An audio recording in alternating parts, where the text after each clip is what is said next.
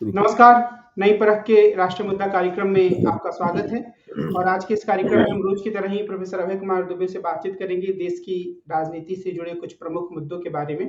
कार्यक्रम को आगे बढ़ाने से पहले मैं आप सब लोगों से अनुरोध करूंगा कि आप नई परख चैनल को जरूर सब्सक्राइब करें और हमारे साथ नियमित रूप से जुड़ें। अभय सर नमस्कार। नमस्कार। आज राजस्थान में मतदान हो रहा है और मैं यह देख रहा था कि जो अलग-अलग टीवी चैनल हैं, उसमें सचिन पायलट का एक बयान काफ़ी ज़ोर-शोर से चल रहा है, जिसमें उन्होंने यह कहा कि राजस्थान में कोई एक व्यक्ति चुनाव नहीं जिता सकता है और पूरी कांग्रेस पार्टी चुनाव लड़ रही है और जीत होगी तो कांग्रेस पार्टी की होगी। बताया यह जा रहा है कि यह एक तरीके से कांग्रेस के अंतर्कलह को दिखाता है। क्या आप भी इसे इस रूप में देखते हैं?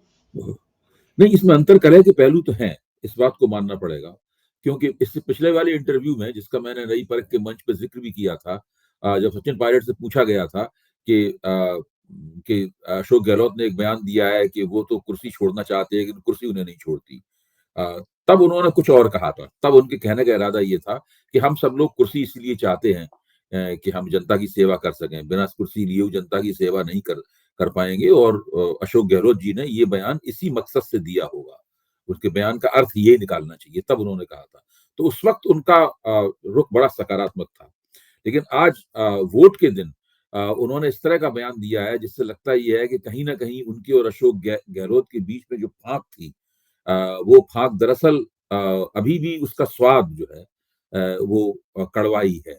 इसी चीज़ को अगर आप छत्तीसगढ़ पे प्रोजेक्ट करें, तो आप वहाँ देखेंगे कि टीएस सिंहदेव, जो कि चुनाव के दौरान ये कह रहे थे कि अब मैं उप मुख्यमंत्री हूँ और अब मैं ज़्यादा जनता की सेवा कर सकता हूँ, मैं अधिक प्रभावी हूँ, और कह रहे थे कि भूपेश बघेल के नेतृत्व में चुनाव लड़ रहा है।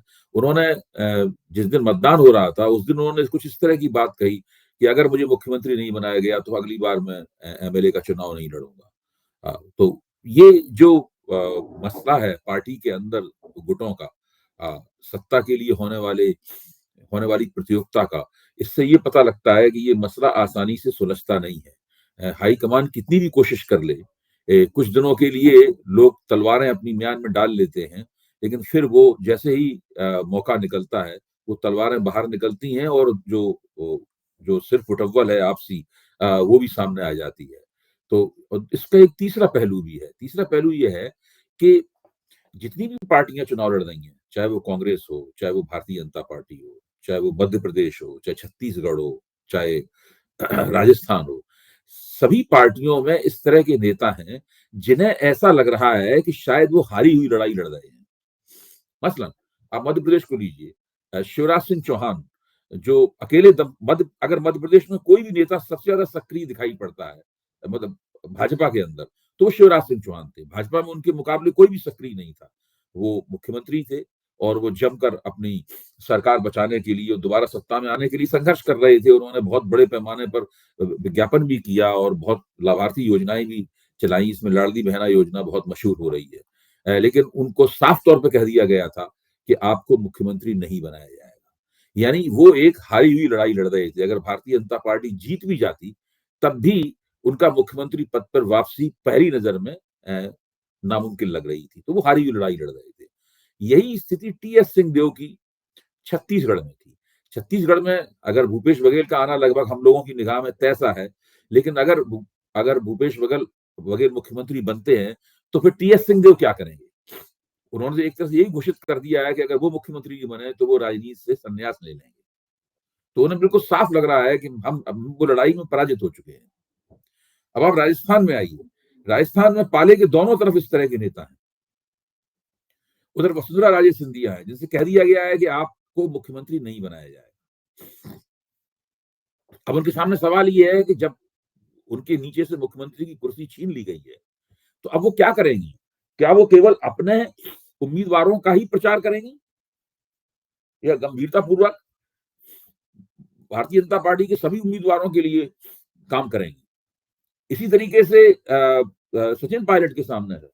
सचिन पायलट का गुर्जर मतदाताओं में काफी आधार है। पिछले चुनाव में गुर्जरों के क्षेत्र में कांग्रेस ने लगभग भाजपा का सूपड़ा साफ कर दिया था, क्योंकि गुर्जरों को यकीन था कि उनके बीच का उनका नेता जो है वही मुख्यमंत्री बनेगा। जब वो मुख्यमंत्री नहीं बना, तो गुर्जरों को लगा कि ऐसे उन्हें धोखा दिया गया है। इस बार गुर्जर नाराज हैं, लेकिन उनका नेता अभी भी कांग्रेस में है और कांग्रेस के लिए प्रचार कर रहा है, कांग्रेस के लिए कह रहा है कांग्रेस को सब लोग वोट दें। तो अब गुर्जर मतदाता क्या करेंगे?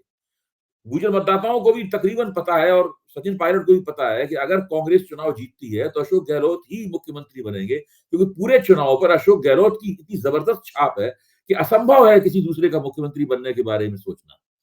तो ऐसी स्थिति में मतदाताओं के सामने भी संकट है और उसके नेता के सामने भी संकट है कि वो अपनी लड़ाई को किस तरीके से लड़े। सचिन पायलट तो एक ही शर्त पे जीत सकते हैं कि भारत के कांग्रेस चुनाव जीते और अशोक गहलोत मुख्यमंत्री न बन पाए, उन्हें मुख्यमंत्री बना दिया जाए। अब ये कितना संभव है? अशोक गहलोत अगर चुनाव जीत गए तो राजस्थान में एक पुराना रिवाज बदल जाएगा और उनकी जादूगर वाली छवि जो है वो सचिन पायलट की पहुंच से बहुत दूर निकल जाएगी। तो ऐसी स्थिति में ये तमाम नेता जो हैं वो एक तरह से हारी हुई लड़ाई लड़ रहे हैं। क्या जो खैर तो मतदान का समय तकरीबन खत्म ही हो चुका है और लेकिन यानी कि जब ये कार्यक्रम जाएगा तब तक तो मतदान खत्म ही हो चुका होगा। लेकिन जब हम सचिन पायलट के सुबह के बयान को देखें तो क्या ये एक तरीके से जो उनकी जाति के मतदाता हैं गुर्जर जाति के उनको उनको एक आश्वस्ति देने का काम भी कर सकता था कि भाई अभी मैं मैदान में हूँ और मैं मुख्यमंत्री बन सकता हूँ और मेरे अलावा तो तुम्हारे पास और कोई विकल्प है नहीं जो मुख्यमंत्री बने इस जाति से। जी जी इसको इस रूप नहीं में नहीं देखा आप जा बात सकता है। आप ये नहीं आप ठीक कह रहे हैं। गुर्जर जात के मतदाता अगर गुर्जर मतदाता अगर कांग्रेस को चुनाव हरा देते हैं तो उससे उनके ही नेता का नुकसान होगा। वो भी जानते हैं कि सचिन पायलट की राजनीति भाजपा में रहकर नहीं हो सकती है, वो उनकी राजनीति कांग्रेस में रहकर ही हो सकती है और वो अभी उनकी उम्र कम है। अगर और वो अशोक गहलोत अपनी जिंदगी के इस मोड़ पर खड़े हैं, मेरे ख्याल से इस बार मुख्यमंत्री रहने के बाद में वो अनंत काल तक मुख्यमंत्री पद पे दावेदारी नहीं रखेंगे। उनको आखिरकार रिटायर होना पड़ेगा उससे, क्योंकि 70 जिंदगी के 7वें दशक में है वो। तो अब ये पहले सचिन पायलट से बहुत से लोग उम्मीद करते थे कि वो धैर्य रखेंगे और अपनी बारी का इंतजार करेंगे, लेकिन उन्होंने धैर्य नहीं रखा, उन्होंने अपनी बारी का इंतजार नहीं किया। यहाँ तक कि उन्होंने इस तरह का विद्रोह किया, इसमें एक बार ये लगा था कि ऐसे वो भारतीय जनता पार्टी में चले जाएंगे। तो ये सब बातें हुई और उसमें अशोक गहलोत ने भी उनके खिलाफ कुछ कमी नहीं रखी। जब उप मुख्यमंत्री थे तो उनके खिलाफ देशद्रोह का मुकदमा दर्ज करा दिया था और उनको निकम्मा कहा और न जाने क्या क्या। यहाँ तक कि एक तरह से वो लगातार चूंकि मुख्यमंत्री थे और शक्तिशाली और प्रभावी मुख्यमंत्री थे तो वो लगातार उनकी निगरानी भी कराते थे। तो इस प्रकार की स्थिति भी थी। तो ये जो जब हम राज्यों की राजनीति देखते हैं जहां पर हाईकमान को कुछ ना कुछ स्थानीय नेताओं को ही प्राथमिकता और बढ़ावा देना पड़ता है और ऐसी स्थिति में हाईकमान एक नेता की पीठ पर हाथ रखता है और कभी कभी अंतर्विरोध ये होता है परिस्थिति का कि हाईकमान को पसंद दूसरा नेता होता है, परिस्थिति उसे मजबूर करती है कि वो उस नेता की पीठ पे हाथ रखे। ठीक उसी तरह से मध्य प्रदेश में जब ज्योतिरादित्य सिंधिया को छोड़कर कांग्रेस की सरकार तोड़ी गई थी तो हाईकमान ने शिवराज सिंह चौहान को मुख्यमंत्री बनाना पसंद किया, बावजूद इसके कि वो शिवराज सिंह चौहान को पसंद नहीं करते थे। अगर पसंद करते होते तो अभी उनको फिर क्यों हाशिए पे फेंकते। तो ये जो हाईकमान के अंतर्विरोध हैं और स्थानीय क्षेत्रीय राजनीति के अंतर्विरोध हैं, ये जो चुनावी लोकतंत्र है इसमें जो पार्टियों के अंदर जो शक्ति संतुलन होता है वो कैसा अजीब सा पेचोखम लेता है, इससे हम सब लोग चकित हो जाते हैं और ना हमारी समझ में आता है कि इस परिस्थिति का आकलन किस तरीके से करें। यहाँ तक कि उस परिस्थिति के बीच में खड़ा हुआ जो नेता है उसकी भी समझ में नहीं आता कि अब वो क्या करें और उस नेता का जो समर्थक वर्ग है, ऐसे गुर्जर मतदाता हैं या वसुंधरा राजे के समर्थक हैं जो राजस्थान के अंदर, वो लोग किस तरीके से उस परिस्थिति का मुकाबला करें, ये भी उनकी समझ में नहीं आता है। उस वक्त उनके सामने चुनौती ये होती है किसी भी एक चीज को पसंद करें, पार्टी को पसंद करें। फॉर एग्जाम्पल उदाहरणार्थ कि हम भाई पार्टी को वोट देंगे, जो होगा सो देखा जाएगा। दूसरा ये हो सकता है कि नहीं, हम नेता के साथ रहेंगे, पार्टी के साथ नहीं रहेंगे, जो होगा वो देखा जाएगा आगे। तो उन दोनों को दो में से एक चीज पसंद करनी होगी। एक चीज ये भी है, जैसे आपने सचिन पायलट के संदर्भ में कहा कि उन्हें वो धैर्य नहीं रख पाए, तो आपको क्या लगता है कि राजनीति में धैर्य रखना एक गुण है या ये परिस्थितियों पर निर्भर करता है? माधव ज्योतिरादित्य सिंधिया और सचिन पायलट को उदाहरण से हम क्या कह सकते हैं कि धैर्य रखना चाहिए था उन्हें? आप किस परिस्थिति में हैं और आपका समर्थन आधार कितना शक्तिशाली है, इसके मैं कई आपको उदाहरण दे सकता हूं। आप आंध्र प्रदेश चलिए, जब वाईएसआर रेड्डी का दुर्घटना में देहांत हुआ और कांग्रेस नेतृत्वविहीन हो गई, तो उनके बेटे जगन मोहन रेड्डी ने सोनिया गांधी के सामने तुरंत जाकर दावा किया कि उनको फौरन आंध्र प्रदेश का मुख्यमंत्री बना दिया जाए। अच्छा, सोनिया गांधी ने उनको आंध्र प्रदेश का मुख्यमंत्री नहीं बनाया, जिससे वो नाराज हो गए और हाई कमान से उनका जबरदस्त झगड़ा हुआ। इतना झगड़ा हुआ कि उनको तत्कालीन कांग्रेस सरकार ने उनको जेल में डाल दिया और वो काफी अरसे तक जेल में रहे।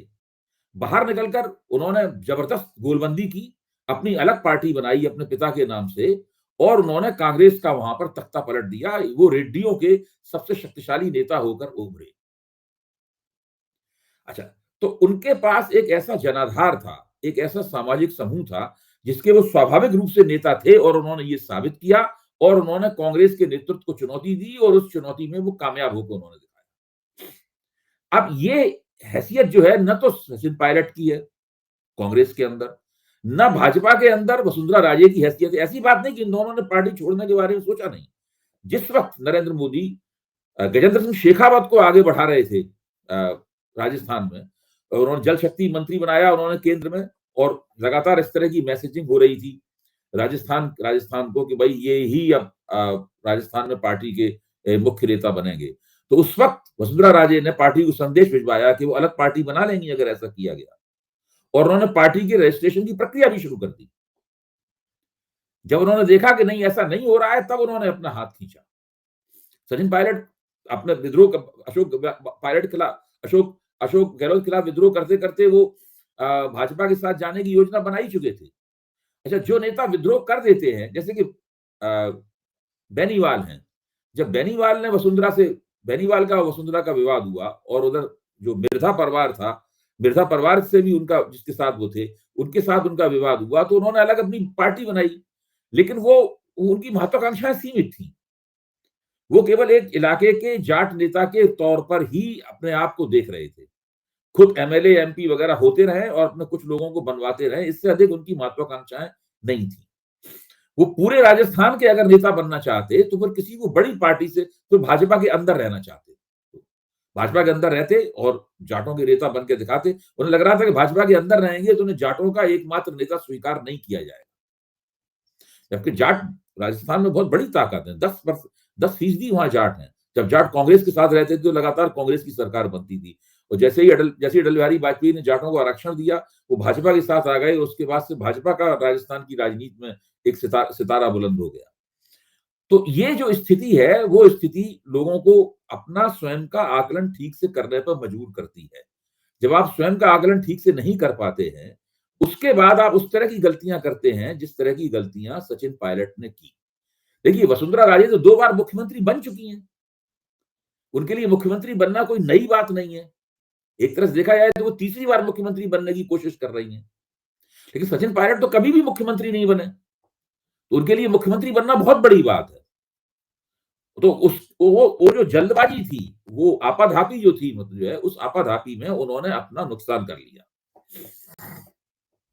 लेकिन क्या हम ये कह सकते हैं राजस्थान के संदर्भ में कि वसुंधरा राजे की पारी सच में खत्म हो गई है? क्योंकि चुनाव के आखिरी दौर में उन्हें काफी महत्व मिला और ऐसा लगा कि उनके सारे विश्वास पात्रों को टिकट भी मिल गया। लेकिन वो महत्व जो है वो इशारेबाजी में मिला। देखिए, महत्व तो नहीं मिला उन्हें, लेकिन वो महत्व इस स्तर का नहीं था कि उनका उनका पुनर्वास होने जा रहा है राजस्थान की राजनीति। इस बात में किसी को भी संदेह नहीं है और मुझे भी संदेह नहीं है कि अगर भारतीय जनता पार्टी छत्तीसगढ़ में जीतती है, मध्य प्रदेश में जीतती है, राजस्थान में जीतती है, तो हम लोगों को बिल्कुल नए मुख्यमंत्री देखने को मिलेंगे।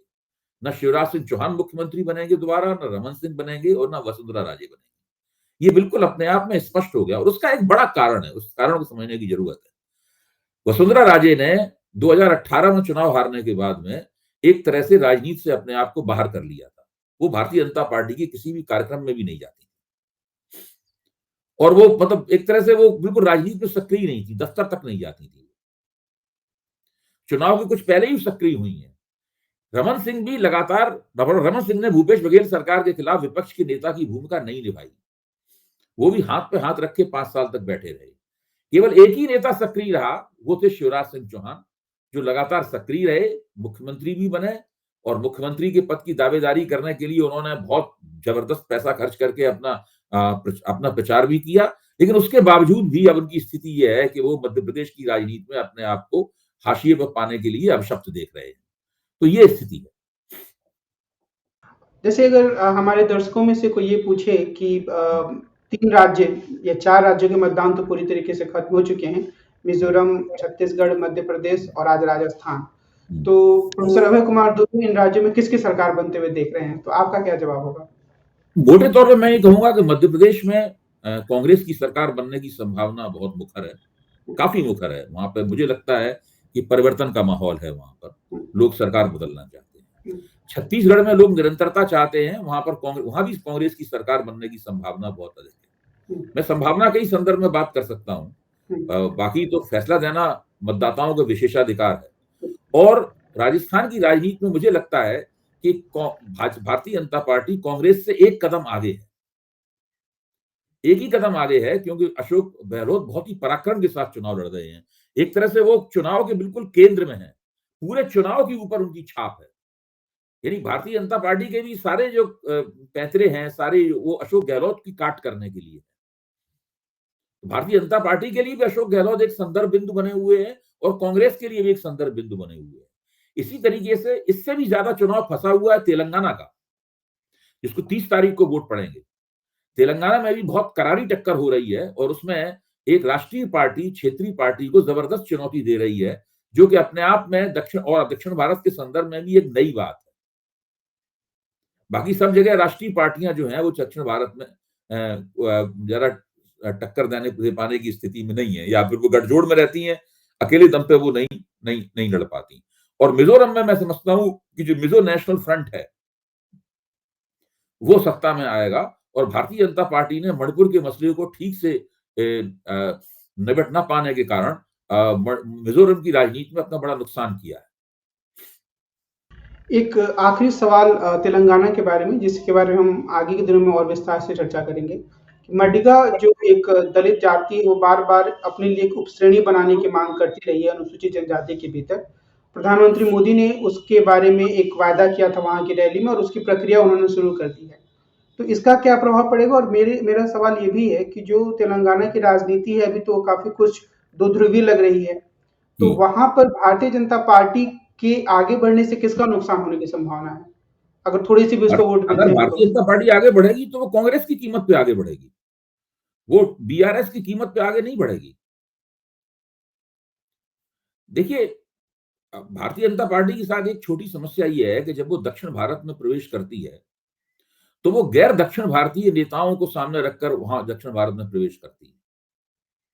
फिर मंच पे वो बोलते हैं हिंदी में और फिर उनके तेलुगु में या मलयालम में या तमिल में उस तरह के अनुवाद होते हैं। भारतीय जनता पार्टी के पास अभी स्थानीय स्तर पर वहां पर मजबूत क्षेत्रीय नेता नहीं है। और ये अभी एक रहस्य है कि बंडी संजय कुमार को, जो कि तेलंगाना में भाजपा के बहुत मजबूत नेता के रूप में उभर रहे थे, भारतीय जनता पार्टी ने सीन से क्यों हटा लिया। अंदाजा लगाया जाता है कि उन्होंने चंद्रशेखर राव के साथ एक पर्दे के पीछे एक समझौता कर लिया, लेकिन ये सब कयास है। मतलब वास्तविक स्थिति निकल के सामने आएगी कि क्या है। आज भारतीय जनता पार्टी तेलंगाना में दावा कर रही है कि वो एक पिछड़े को मुख्यमंत्री बनाएगी, लेकिन जो उसका पिछड़ा नेता था उस नेता को तो उसने अपदस्थ कर दिया, जो आगे बन सकता था नेता उनका।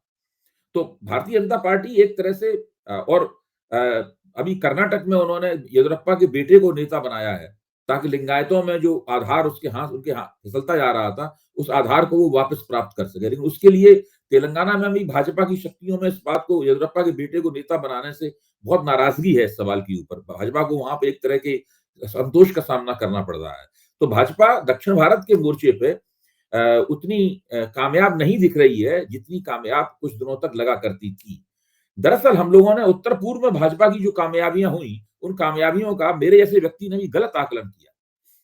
हम लोगों को लगा कि राष्ट्रीय स्वयंसेवक संघ ने अपने लोग वहां बैठाए और उन्होंने बहुत अंदर खाने जबरदस्त उन्होंने काम किया और भाजपा उस तरह जीती। ऐसा नहीं था। वो तो बिल्कुल कांग्रेस के अंदर से दल बदल कराकर, और कांग्रेस की शक्तियां ही पूरे उत्तर पूर्व में भाजपा का इंजन बनी हुई है। तो भारतीय जनता पार्टी का जो उत्तर पूर्व में राजनीति है, वो राजनीति वैसी राजनीति नहीं है जैसे कि मध्य भारत में, पश्चिम भारत में या उत्तर भारत में होती है, जहां पर राष्ट्रीय स्वयंसेवक संघ के प्रशिक्षित लोग जो भाजपा को कर्ज पे दिए जाते हैं और भारतीय जनता पार्टी के पदाधिकारी या संगठन मंत्री बनकर वो किसी राज्य में उसका काम करते हैं। ऐसी स्थिति उत्तर पूर्व में नहीं है। दक्षिण भारत और उत्तर पूर्व दोनों अभी भी मैं समझता हूं कि भारतीय जनता पार्टी की विचारधारा से अभी दूर ही है। जैसे ही केंद्र में भारतीय जनता पार्टी की स्थिति कमजोर हुई, वैसे ही उत्तर पूर्व के तमाम लोग जो दल-बदल करके बीजेपी में गए हैं, वो देख रहे हैं उसका बहुत बड़ा हिस्सा बीजेपी छोड़ देगा। तो इसका अर्थ ये भी है, जैसे मिज़ोरम में अगर वो पीछे उनका पाँव हटता है और तेलंगाना में, तो इसका अर्थ ये निकाला जाएगा कि 24 में जो पूरा जो चुनाव होने वाला है, वो उत्तर भारत और मध्य भारत में ही भारतीय जनता पार्टी को दम लगाकर लड़ना होगा। इसके लिए यही तो और कैचमेंट एरिया है। भाजपा का जो कैचमेंट एरिया है, प्रभाव क्षेत्र है, वो यही है। भाजपा अपनी ज्यादा से ज्यादा सीटें 11 राज्यों में, जहां उनका 90% वाला स्ट्राइक रेट था, और 6 राज्यों में जहां उनका करीबन 46-45% स्ट्राइक रेट था, यहीं से जीती हैं। मेरे ख्याल से 15-20 सीटों को छोड़ दी जाए तो बाकी सारी सीटें भाजपा की इन्हीं क्षेत्रों से आई हैं। उत्तर पूर्व की सीटें अगर आप छोड़ दें तो सारी सीटें इन्हीं क्षेत्रों से आई हैं, और भाजपा को इन्हीं क्षेत्रों में अपना प्रदर्शन 100% दोहराना है। जितना प्रतिशत वो कम दोहराएगी, उतनी सीटें उसकी कम आएंगी। आज की बातचीत को तो हम यहीं विराम देते हैं। हम कल फिर मिलेंगे और देश की राजनीति में जो उथल-पुथल हो रहा है, उसके बारे में प्रोफेसर अभय दुबे से बातचीत करते रहेंगे।